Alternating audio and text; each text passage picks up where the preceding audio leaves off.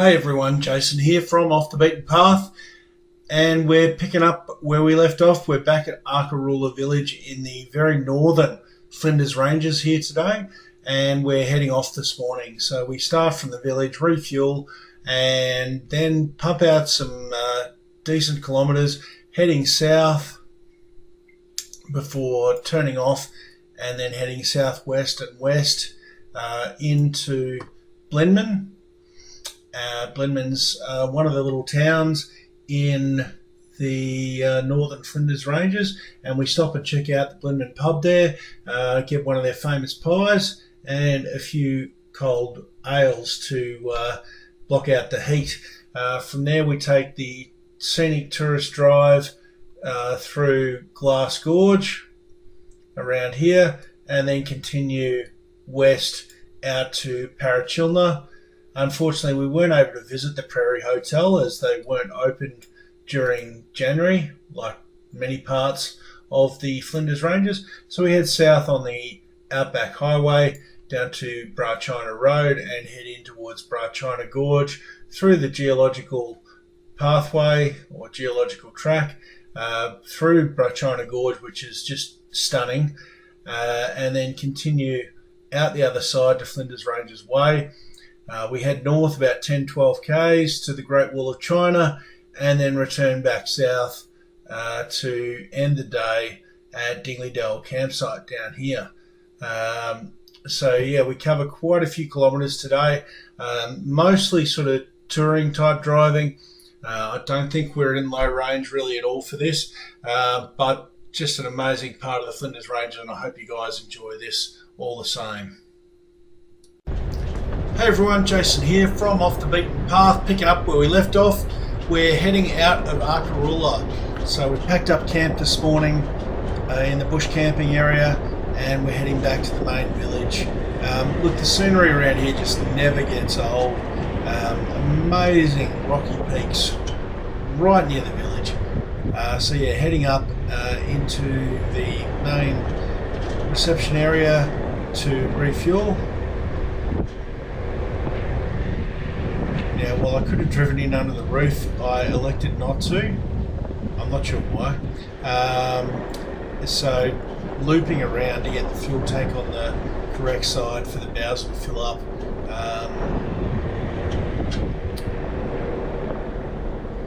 Might have left the other side for Luca to fill up.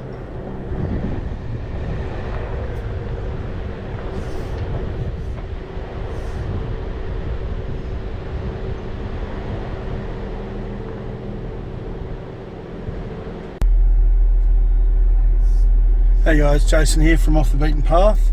So this is the morning after we've just had 2 days at Arkaroola, and yesterday was 41 degrees during the day, and last night was a pretty warm night as well. And this morning when I started the Grenadier, I found actually that the batteries were down to a pretty low state of charge. They were actually down to 55%, and that orange icon you can see showing state of charge 66% was 55.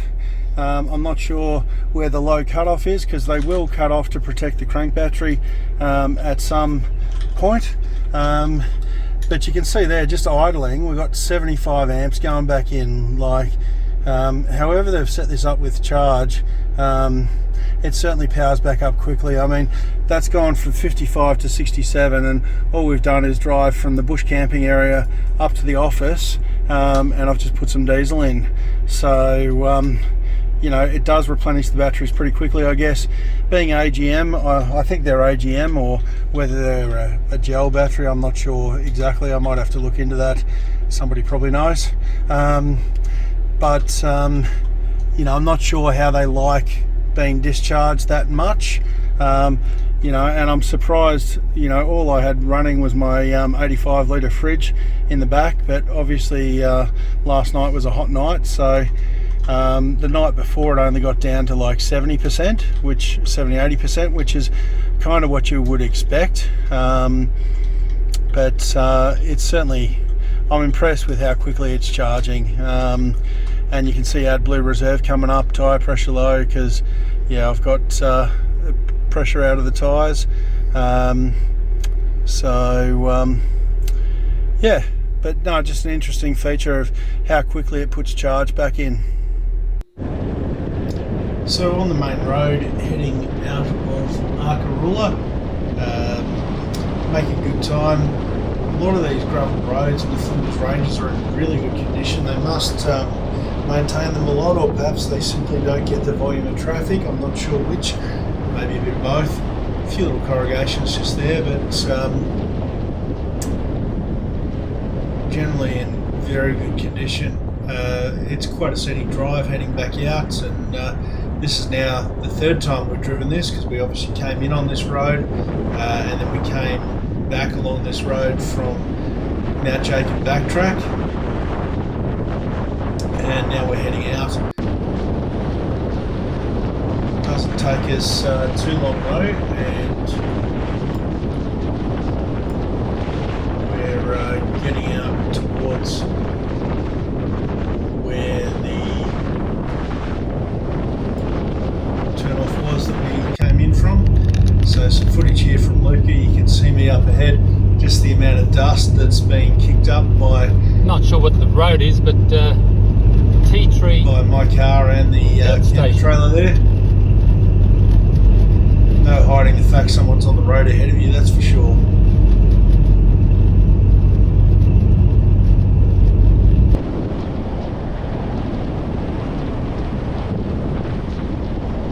And again, all different size hills, all very rocky,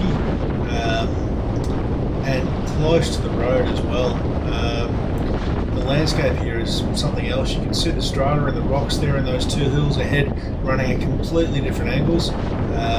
Very unusual.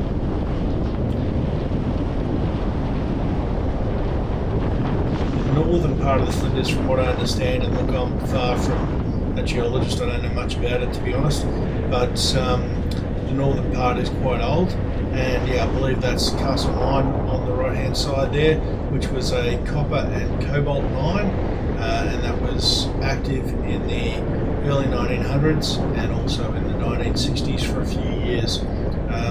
So much history in this part of the world.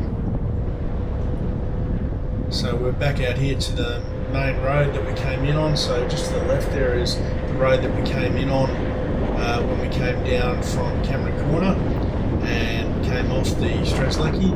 So we're heading south now.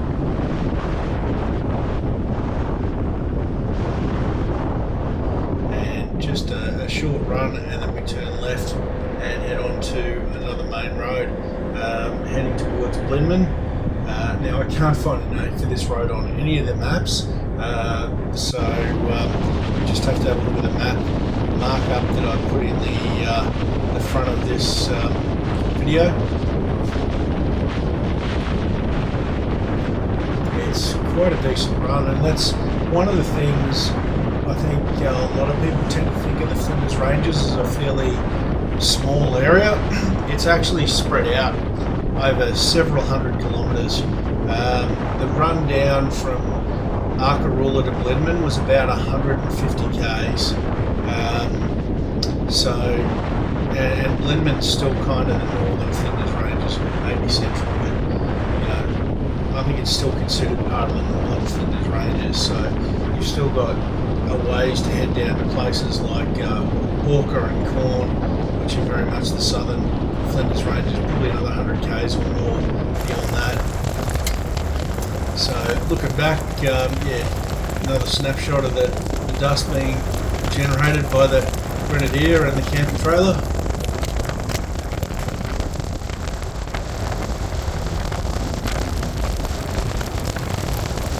Just amazing country throughout the Flinders Ranges here though. It really is like nowhere else.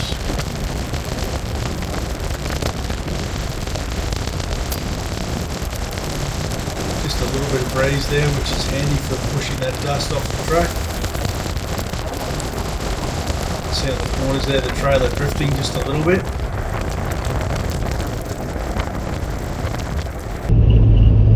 And another shot from behind with Luca, showing the volume of that dust that gets generated. What camper trailer and grenadier?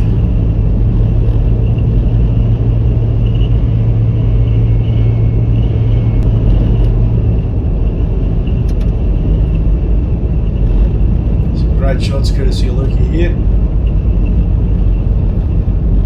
Grenadier did a fantastic job towing the camper trailer. It's a pretty light camper, and yeah, just did a fantastic job towing it. So really impressed.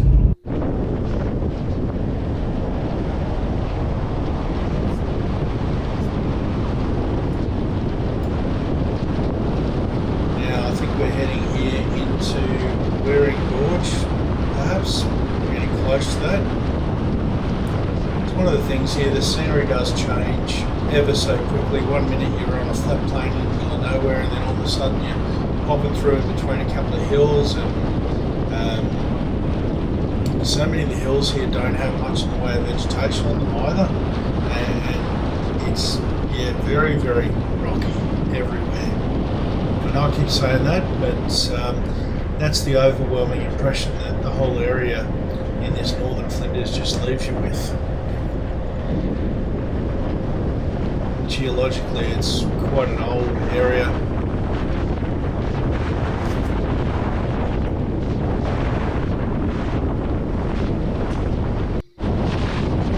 And yeah, you can see what I mean there. We're pushing through. Now we're back out into a wide flat plain with just some small bushes.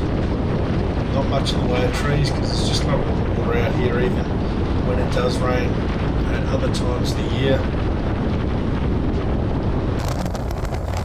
So yeah, you can see Luca back behind me, and the dust generated as we drive away from one set of ranges towards another.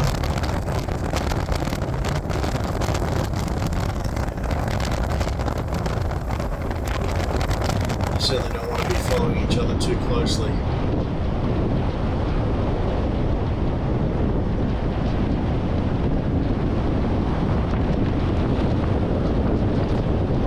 Once again, we're coming into the next range area here. These roads are very undulating and twisty, great fun to drive actually. So yeah, now we're actually in the Prairie Gorge, and again the camera's not doing this justice. This was quite expansive, and the rock formations you can see either side were just amazing, and you know the drop off there, it was all very dramatic, and you know the GoPro footage here is really not doing the colours or the feeling justice. I can only suggest that you get out there and take the time to drive these places. These are all the main tourist roads. They're all very accessible. Any all-wheel drive vehicle will be more than fine. Some people probably drive an all-wheel drive vehicle, and that's probably fine as well. Just keep an eye out for some of the larger rocks maybe.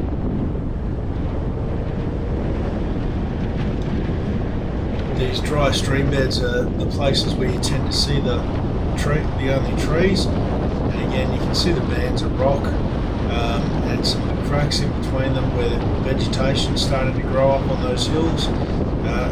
It's just not something you see exactly in that way anywhere else.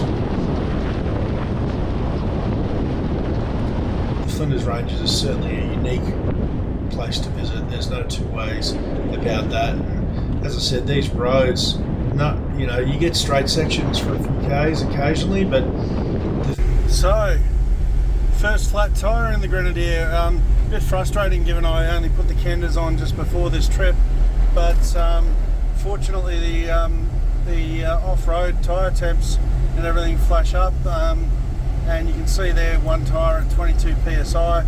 All the rest at they're underinflated a little bit for driving on gravel, but that one was actually losing pressure, so and it's just dropped down to 21, so I'll be pulling over again when it gets to 20 and reinflating it. We're just on our way to Blinman, not far out of Blinman. We've identified the hole. Unfortunately it is in the tread, so don't really want to put a plug in it because that basically writes the tyre off. They won't repair them from what I understand if you put plugs in the tread. So yeah, but the tyre pressure monitors noticed that last time I got a flat was in the patch, and I basically drove till the wild peak got destroyed because I didn't know I had a flat, and it wasn't until the handling got really bad that I pulled over to see what the issue was, and I'd basically shredded the sidewall of the tyre and it was unusable. So yeah, that's not going to be the case here. I'll be pulling over in a minute and putting some more air in that tyre and continuing to limp our way to Blinman, where we'll do a tyre change. Just pulled over and using the Milwaukee inflator to put some air back into the tyre.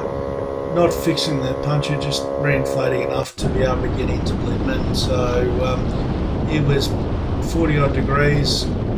Didn't really feel the need. We're only a few k's out of Blinman to try and do this tyre change on the side of the track in the heat. We figured we'd get into Blinman, see if we couldn't find some shade or something, and go from there. So just coming into this T-junction here where we're going to turn right and head north. It's just a short 2 or 3 kilometre run from this intersection into the main Blinman township. Now, in terms of somebody to be able to repair the tyre, most of these little townships in the northern Flinders are not going to have those kind of facilities. You really need to go to Hawker or Corn, bigger towns at the southern part of the Flinders Ranges. So that's where we'll ultimately head to get the tyre repaired. But our plan today was just get into Blinman and then see if we can find somewhere to park that maybe had a little bit of shade, hopefully, and we'd go from there. As it turns out, we didn't really see anywhere with much in the way of shade that I could park, so we parked in the main street just up here and decided to go to the pub for a pint of beer and hope it was a bit cooler when we came back.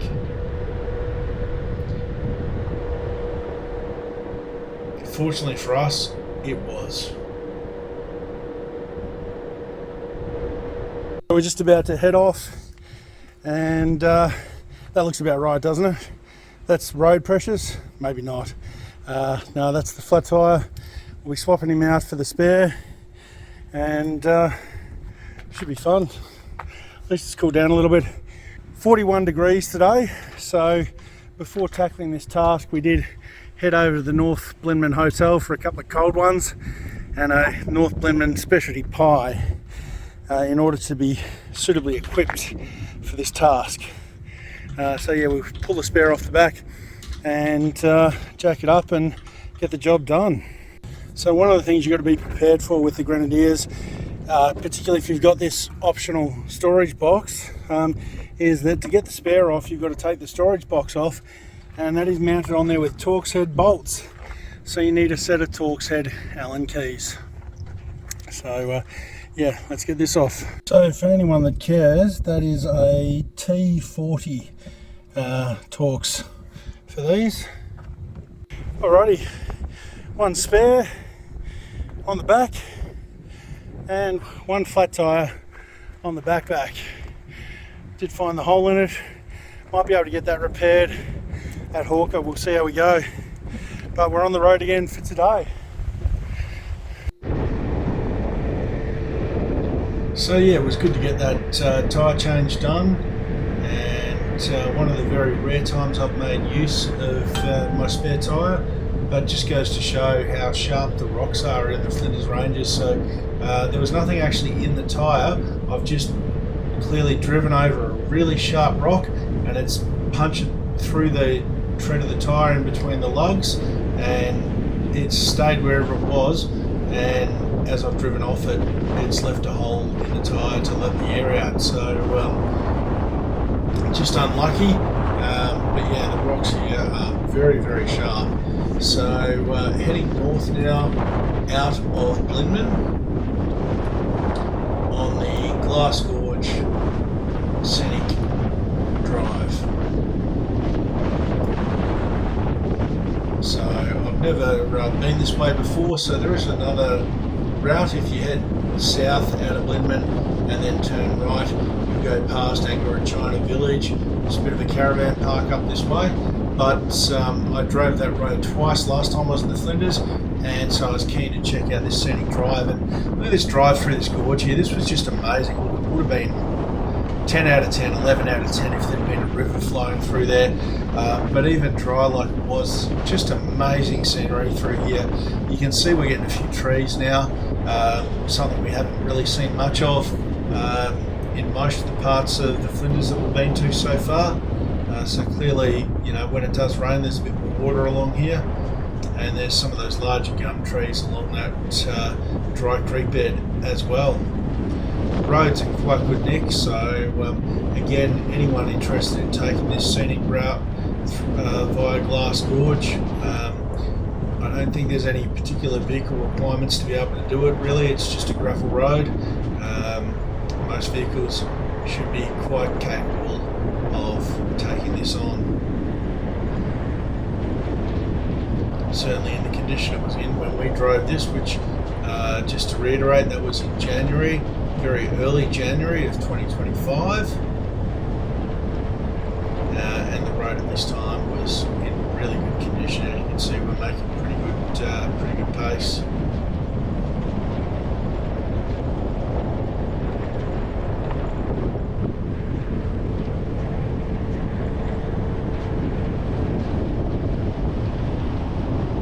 As we work our way around the side of those hills and then through another dry riverbed that's nice and rocky. Most of the riverbeds seem to have those light grey river stones in them. And crossing back through the same dry riverbed.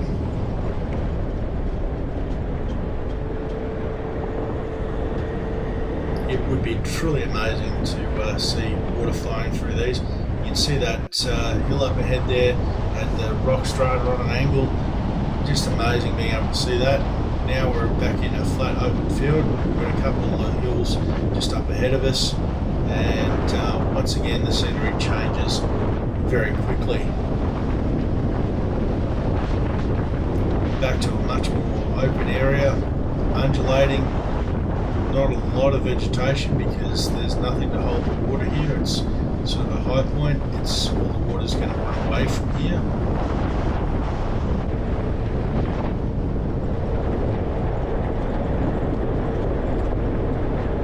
See, it's quite rocky just off the edges of the road there as well.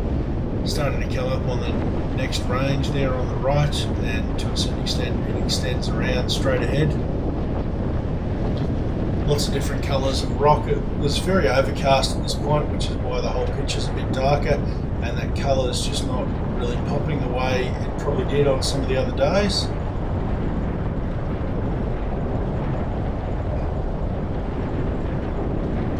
These tourist drives, and there's really three of them.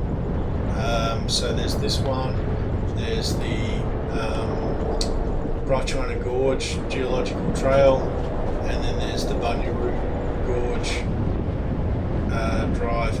And I would recommend that if you come into the Flinders Ranges, even if like us you're into four-wheel driving, these tourist drives are so worth doing because you do see some of the amazing scenery in the Flinders Ranges on these nice easy drives, and it's a way to break up some of the more technical stuff that you might do.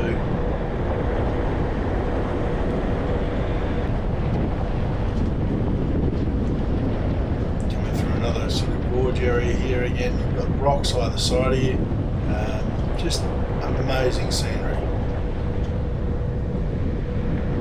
Hard to know what's going to be around each corner.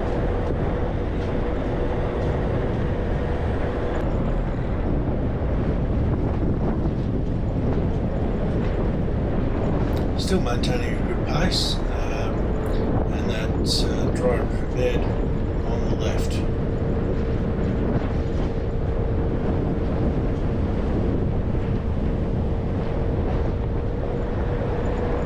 Again, we've got a bit of a drop off the main road here.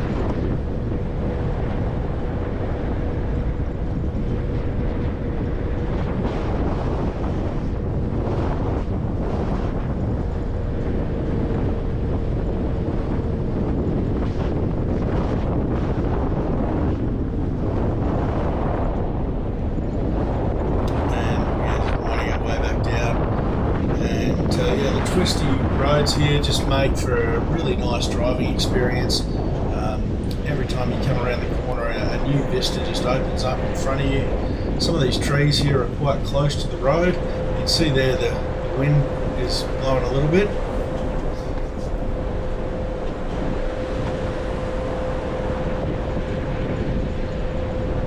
Very close to the road again with some of those trees there.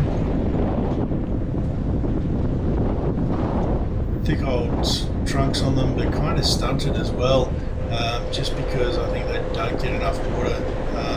They grow very different to the gum trees that you're used to seeing in Victoria and the high country in particular.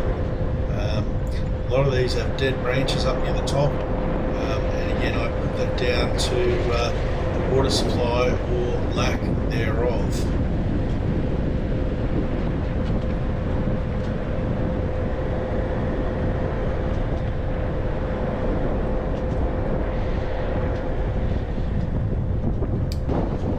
Again, we just come around this corner, crest this hill, we've got another range there in front of us just looking amazing. And again, the GoPro just doesn't really do this scenery justice by any stretch of the imagination, but that was just outstanding to look at that range up ahead. Lots of colour and lots of variation in it. And just off to the side, now I don't think I caught it on my GoPro, I don't think I was recording at the time, there was a side track off to a lookout to get up on top of one of these hills and have a good look at that range.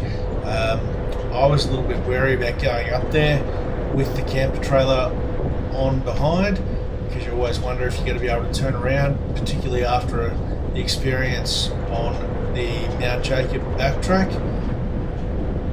So I didn't go up there, but I think I've got some footage coming up of Luca heading up to that viewing area. The track is decently cut in, but in very good condition. And yeah, this is Luca on board with him, heading up to that lookout area that I mentioned. Good little climb.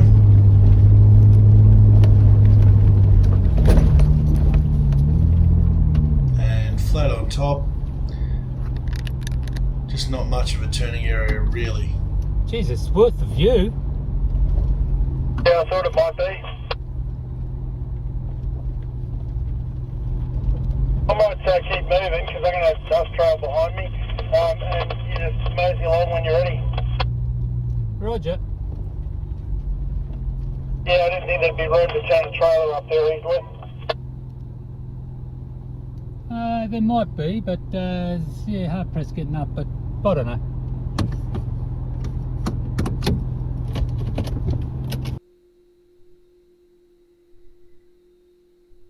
So a little bit of a shot there of the vista that Luca took on his phone. None of that is doing that view justice. You can trust me on that, and I'd recommend you get up to that lookout along here if you come this way. There is just so much to see in the Flinders. So there's that range we were just looking at. Lookouts up there to the right as we're driving through here.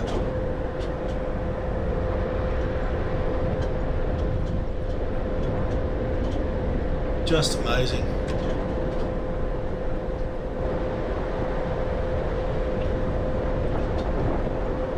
A little bit of a rough section here. This is probably the only rough section on the entire tourist drive here, and not that it was that rough, you just want to slow down for it a little bit, but yeah, it's not something that you specifically need a four-wheel drive for. Another quite wide dry riverbed here to cross. Seeing how wide these dry riverbeds are, it really does make you think about what are the volumes of water that they get through here when it does rain. They must be quite high for those dry riverbeds to be as wide as they are.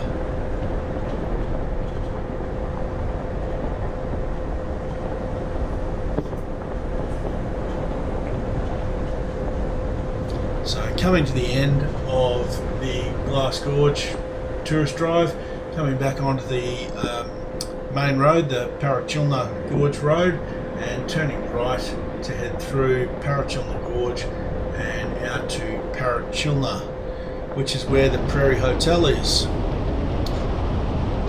So if we'd gone south out of Blinman and turned right, this is the road that we would have come across on. We would have come past Parachilna and onto this road. But you know, if you're not in a hurry, I definitely recommend you take the scenic route that we took.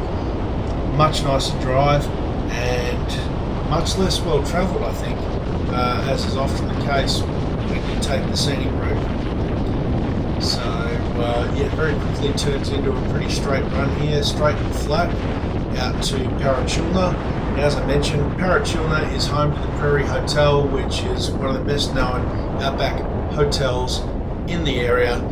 I highly recommend you check it out if you can. We were not lucky enough to be able to visit there. They're generally open Tuesday through Sunday. I think they close Mondays from around 11 a.m. till late. But they do close over the summer months, I think from the end of November through to February perhaps. So we were there in January, and so unfortunately we weren't able to go and check out the hotel.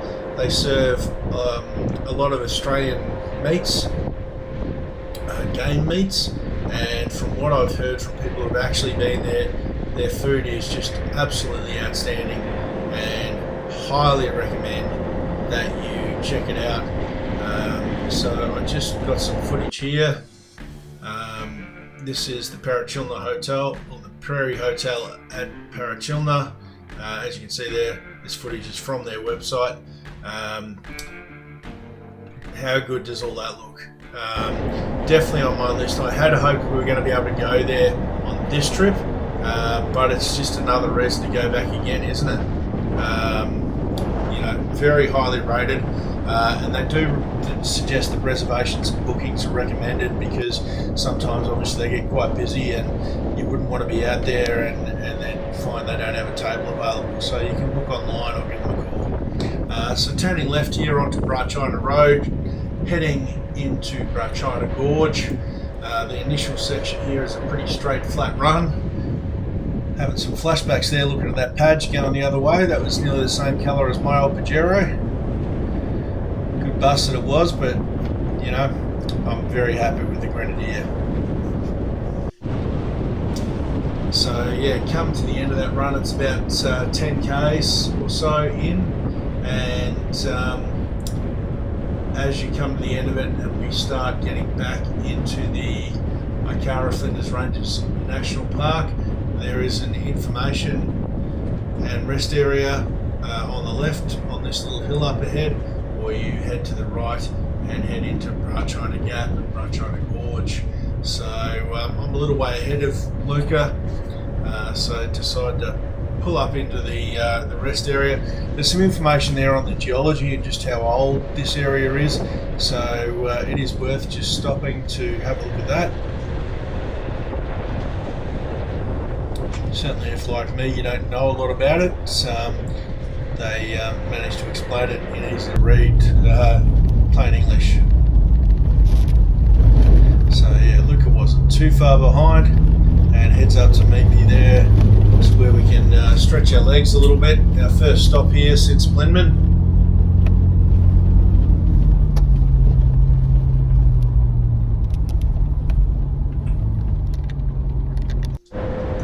Stop there for a little bit, check out the signage and have a good read of it before loading back up into the vehicles and heading east into the Brachina Gorge on the geological trail, as it is known. So once again, along this track here, you've got those gums pretty close to the track in various places, not to mention the odd rock here and there, and you can see the ranges just ahead there.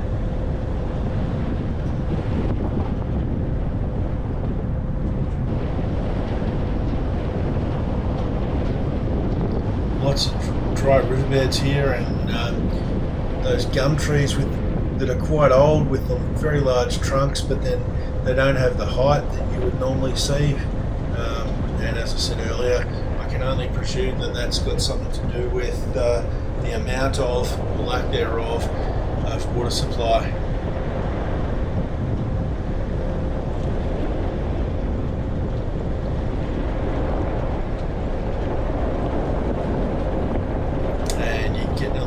snapshot there up ahead of the main gorge. The sheer rock faces, as I said, none of this is doing any of this any justice. Nice track we're driving on here. You can see the rocks built up either side of it. And this whole area through here just looks like a dry riverbed. And the rock edifices just becoming clearer and clearer the closer we get to them. These gorges really are spectacular. This one here, Brachina Gorge, and then Dingley Gorge, are both just unbelievable. And look, I really probably should have stopped and tried to film it. I was relying on the GoPro to sort of try and capture it. This is not the main gorge here. This is just the start of the entry into the gorge. It's probably going to be quite apparent when we get to the main gorge. But you can see these gorges are not that wide between the hills. It is where the water tends to flow, and the track is often in the low spot there, like we are now. And it's quite amazing driving down in these rocky, dry riverbeds with rocky hills just sprouting up out of the ground right beside you. You see there's some decent sized boulders there, that's for sure. Again, if these tracks hadn't been cut in, driving through here would be very challenging. So that's the Teamsters campground there on the left hand side. That's the first campground that you come to. They're all pretty well marked on the HEMA maps.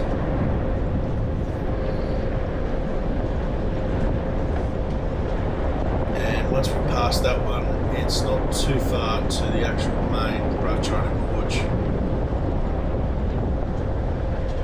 You can see those two hills ahead of us, rising abruptly up out of the ground.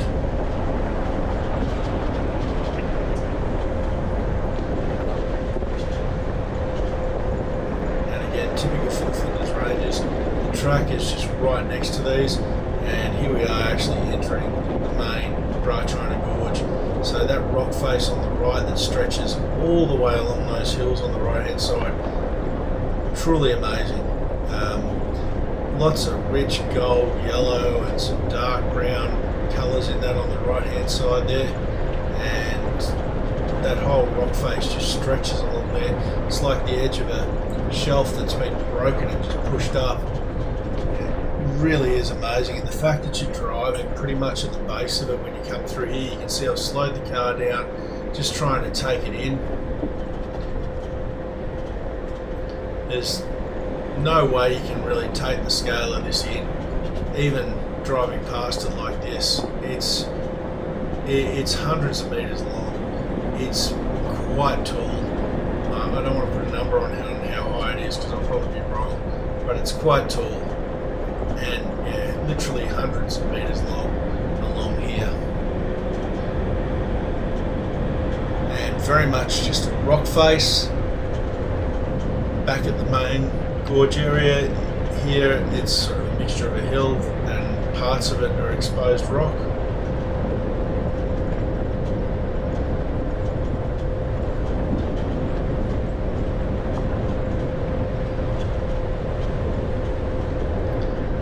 Down in that dry riverbed, but it really is quite next level.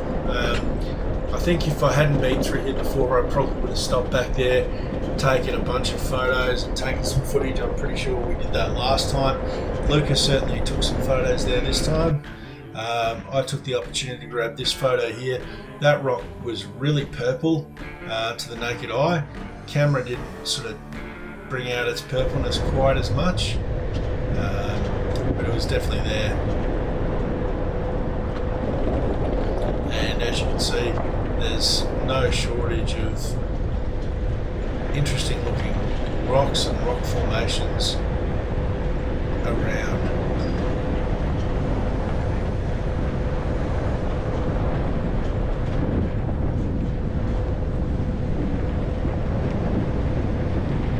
Those big gums very close to the river, very close to the road I should say, and close to that dry riverbed.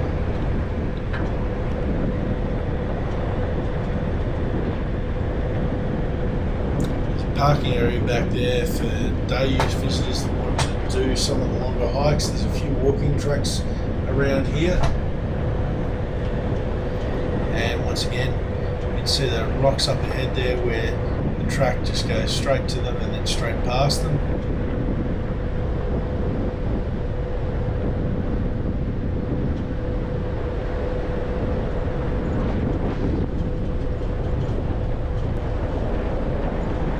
Still working our way through another gorge here. Not quite as big and impressive as and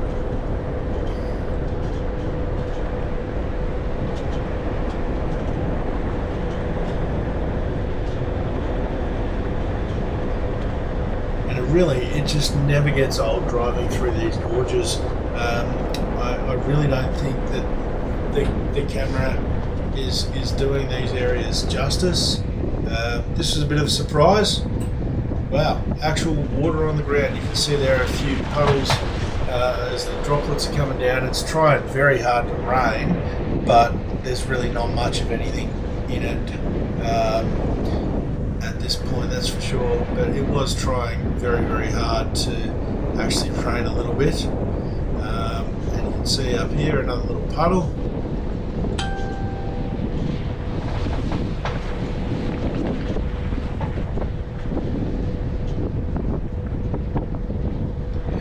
Crossing this dry riverbed as we speak, and then exiting up out the other side.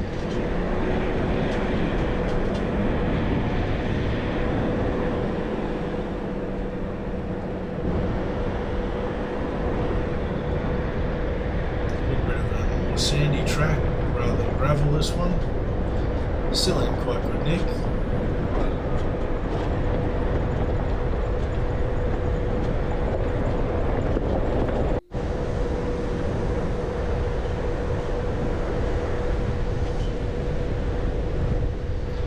Lo and behold, section of puddles here. Yeah, of course I didn't call the car down. I didn't just drive through there because it was there. Very rare to see water. I think there must be some kind of spring there. I'm pretty sure there was some water there when I came through here 3-4 years ago. That was a very different time though. Having said that, although it was wet everywhere back then, the rivers still weren't really flowing, so all of a sudden this main track has turned into almost a ridgeline track. You can see here up on the ridges, a bit of a drop off there on the right hand side, and then before you know it, we've worked our way through the entire Brachina Gorge Road and we're out the other side. So rubbish bins there on the left. So most of the campgrounds don't have rubbish bins at them. There's collection points there, so keep an eye out for those. And yeah, I asked Luca if he wanted to head up to the Great Wall of China. He was more than happy to. So short run here on the bitumen north, about 10-11 kilometres north to the Great Wall of China. Given how overcast it was, I really wasn't sure what kind of view we were going to get. And you can see there to the north, it looks like it might be raining up at Arkaroola. But yeah, not a long drive on the bitumen. Before you know it, we're here, turning off and heading in to the Great Wall of China. From the bitumen here to the viewing area, it is a good couple of kilometres, probably 2 k's. The track in to the viewing area is a little bit lumpy in places. Again, not something I would call difficult. Any all-wheel drive vehicle will be more than capable, and some people will probably take two-wheel drive vehicles in there. It's really just a case of a little bit potholy more than anything. And to be quite frank, I think it's probably in better condition now than it was 3 years ago when I drove it in the Pajero. A little bit lumpy on the way up to this next rise.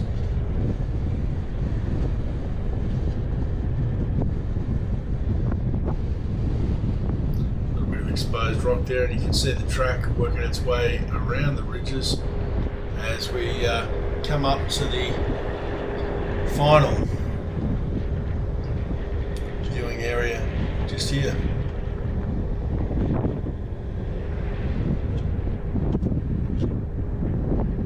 So the Great Wall of China is the rock formation on top of these hills here that make it look like a bluff, and it literally looks like a castle wall or something has been built up on top of this bluff.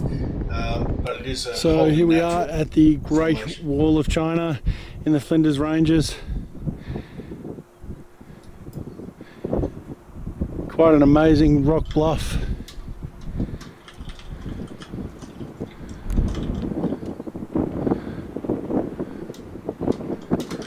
Stretching all the way along the top here. We just pulled up at the viewing area. It's a bit breezy, so I'm probably not doing the best job holding this camera still. And if you have more time and more fitness than me, the eager among you might walk up there.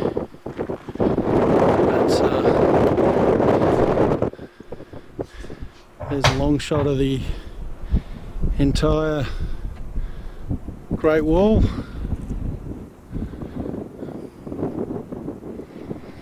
You can see it's not the only one around here. There's similar rock features on other hills, like this one to the south,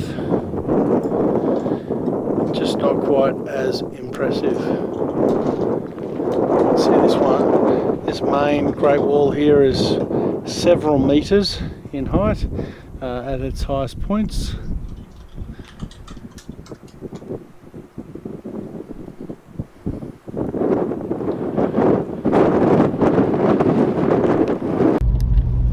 So yeah, after checking out the Great Wall of China there, we're heading off. Some looker vision here. Bit of dust in the distance coming from Just driving me back as from I'm heading out. Great Wall of China, and the valley down below us. It's just amazing. And yeah, the camera doesn't really pick it up, but with the naked eye, you can see that view across to the ranges in the distance there. Looked quite amazing. You can see me up ahead there, leaving a bit of a dust trail behind as we head back to the bitumen. So back on the bitumen heading south. So 10 kilometres is a double up. We just drove north 10-11 k's. Our campsite's about 20 k's to the south. Re-driving this section in a different direction, it felt like a completely Just rocked different up road. at Dingley Dell Campsite. Just back the Grenadier and the Dot into campsite number 4 here, and check out that view around the back there. You know, look, in the high country we love to camp on rivers. That is a river there, but it's dry probably 90% of the time. But yeah, cracking little camp spot here, ready to head off in the morning and do Mount Carnarvon. So looks like somebody's camped here sort of recently and used this little fire pit.